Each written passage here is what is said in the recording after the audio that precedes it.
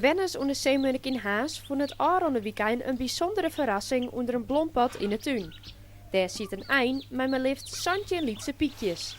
De dierenambulance had een mem en haar kroost naar de vogelpits in Moddergat gebracht. Een plakje dat het warmer en veiliger is als boeten. Je moet nagaan dat om dit tijdstip, het wordt 's avonds kouder. Dat 17 jonge eendjes het niet, in elk geval niet alle 17. Je hebt misschien kans dat er 1 of 2 het zal overleven.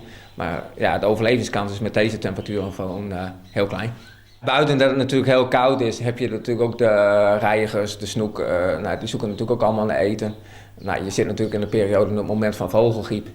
Ja, wat natuurlijk ook allemaal meespeelt. Dus ja, alle factoren spelen nu natuurlijk wel heel groot mee. Dat de overlevingskans veel kleiner is. Bij de vogelpits bidden de piekjes in goede hand en de kans dat het overleeft is een stuk groter. Toch leidt de meeste verantwoordelijkheid nog altijd bij de mem. Het enige wat wij eigenlijk doen is het schoonhouden van de hokken en het voeren en het zorgen voor water. Maar ja, verder is het eigenlijk een beetje aan de moeder zelf om te zorgen dat ze groot krijgt. De vrijwilligers in Moddergat houden de mem en haar piekjes goed in de gaten om de jongen grut genoeg binnen en zelfs vleenden kennen.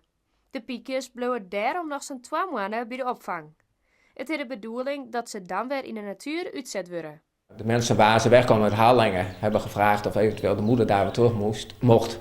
Omdat ze eigenlijk de derde legsel voor haar van dit jaar is en elk jaar daar gewoon weer terugkomt. De bestemming van de mem is duidelijk. Waarom naar Haas?